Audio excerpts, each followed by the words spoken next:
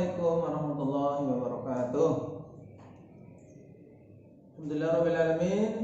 Assalatu wassalamu ala ashrafil mursalin wa ala alihi wa sahbihi ajma'in. Rabbi shrah li sadri wa yassir li amri wa hlul 'uqdatam min lisani yafqahu qawli. Anak-anak semuanya, syukur pada Allah Subhanahu wa taala, kita semuanya masih diberi kesehatan oleh Allah Subhanahu wa taala. Mudah-mudahan kita bisa memanfaatkannya dengan sebaik-baiknya. Anak-anak semuanya yang berbahagia, kita ketemu kembali ya. Hari ini kita bahas tentang pelajaran fikih. Anak-anak kemarin di kelas 3 sudah kan ya, pelajaran fikih kan ada ya? Ada enggak anak-anak? Iya ada ya, pelajaran fikih. Sehingga kita sekarang di kelas 4 ini kita bahas tentang pelajaran fikih ya. Yuk kita awali dulu dengan baca basmalah. Bismillahirrahmanirrahim. Ya. Anak-anak sudah punya buku fikih semuanya ya. Nah ini buku fikih kelas 4 semester 1 ya. Insya Allah udah punya semuanya ya. Coba dibuka halaman 2. Kita bahas halaman 2 yaitu tentang hadas dan najis. Hadas dan najis. Ya, coba hadas artinya apa anak-anak? Di buku itu sesuatu yang dapat menghilangkan kesucian secara hukum atau disebut najis hukmi. Ya, pintar ya. Itu namanya hadas. Hadas itu dibagi menjadi berapa yo? Ya, bagus. Dibagi 2 ya. Ada hadas besar, ada hadas kecil, ya. Ada hadas besar dan ada hadas kecil. Kalau hadas kecil itu bagaimana? Hadas atau najis yang disebabkan oleh hal-hal yang membatalkan wudu. Ya.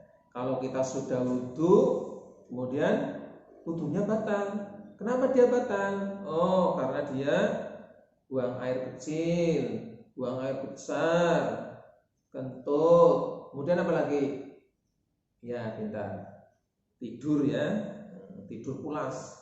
Walaupun tidurnya hanya 5 menit, tapi sampai pulas berarti itu yang menyebabkan wudunya batal. Bagaimana supaya kalau kita mau sholat berarti harus berwudu lagi. Kalau tidak berwudu berarti sholatnya tidak sah. Karena apa? Karena belum bersuci.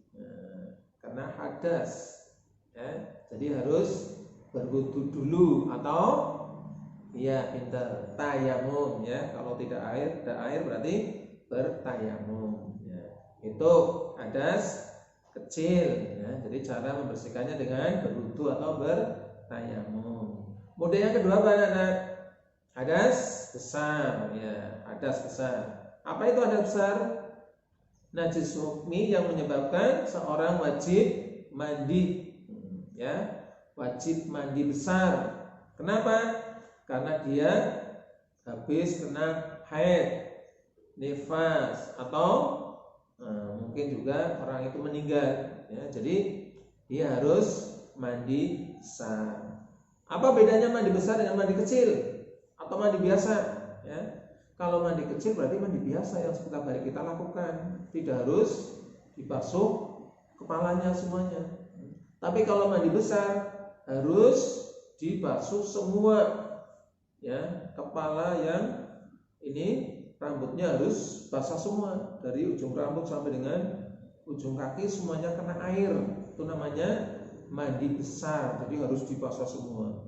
Kenapa? Karena dia kemarin kena hadas besar, haid atau nifas, baru melahirkan, itu namanya kena nifas. Nah, jadi kalau ibu-ibu ingin sholat berarti harus mandi dulu kalau dia kena haid atau kena nifas. Habis melahirkan misalnya sudah bersih, kemudian dia mandi ya, ini semuanya kepalanya harus kena air semuanya basah, kemudian sampai kaki. Setelah itu setelah mandi selesai baru dia boleh wudu dan sholat. Kalau belum mandi berarti tidak boleh sholat karena belum suci, ya. Jadi harus mandi besar dulu baru dia boleh mengerjakan sholat, ya. Itu jadi hadas besar dan hadas kecil. Kalau hadas kecil harus berwudu, kalau hadas besar harus mandi besar dulu baru boleh melaksanakan ibadah sholat atau puasa, ya. Nah, kemudian selanjutnya apa Nana? Selanjutnya kita bahas tentang najis. Nah, yo, siapa yang tahu artinya najis? Najis apa artinya Nana? Oh ya, pintar tuh teman kamu ada yang bisa menjawabnya. Najis itu artinya kotor, benda-benda yang dianggap kotor oleh syariat agama Islam. Nah, itu namanya najis, ya. Kalau najis ini dibagi menjadi berapa? Iya, bagus. Dibagi menjadi 3, ya. Menjadi 3. Ada najis ringan atau mukhafafah, kemudian ada najis yang sedang atau mutawasito, kemudian ada hadisnya najis yang berat, yaitu namanya mughalladhah, ya. Kemudian bagaimana cara membersihkannya? Kalau najis mukhafafah atau najis ringan itu najis air kencing bayi yang minumnya itu hanya ASI, air susu ibu tok, ya, belum yang lain. Itu namanya najis mukhafafah, ya. Jadi cara membersihkannya cuma hanya membersihkan air ke tempat yang terkena najis itu. Itu najis mukhafafah, ya, najis yang ringan. Kemudian yang kedua najis mutawasito. Kalau najis mutawasito itu najis yang sedang, ya. Misalnya darah, ya, tinja, air kencing, kemudian kotoran hewan dan yang lainnya, ya. Itu namanya najis sedang. Jadi harus dibersihkannya bagaimana? Harus dibersihkan sebanyak 3 kali, ya, sampai bau, warna dan rasa najisnya itu hilang. Nah, itu cara membersihkan najis mutawasito.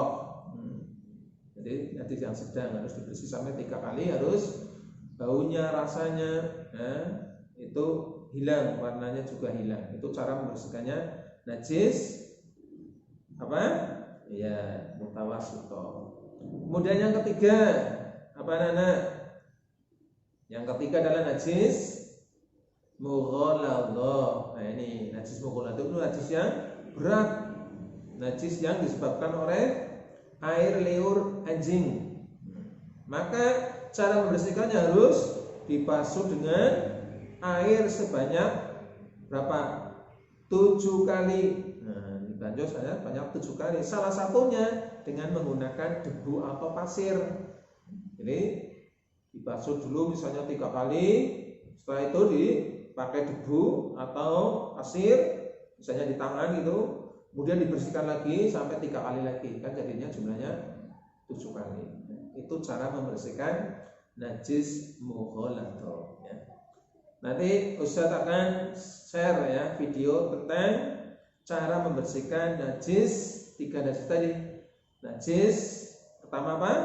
Mukhafafah, mutawasito, dan yang ketiga najis mughalladhah. Nanti ada cara membersihkannya. Nanti anak-anak bisa melihat di video cara membersihkan najis 3 macam najis tadi, ya.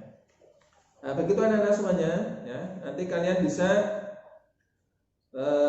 mengerjakannya halaman 8 dan 9, ya. Anak-anak di buku fikih ini, ya, di buku pelajaran, buku paket, ya. Nanti kalian bisa mengerjakan halaman 8 dan 9. Nanti kalau kalian sudah mengerjakan di sini, kemudian di foto, dikirimkan ke Ustadz, ya. Nanti Ustadz akan menilai jawaban kalian di buku. Kerjakannya di buku ini aja, ya, buku cetak.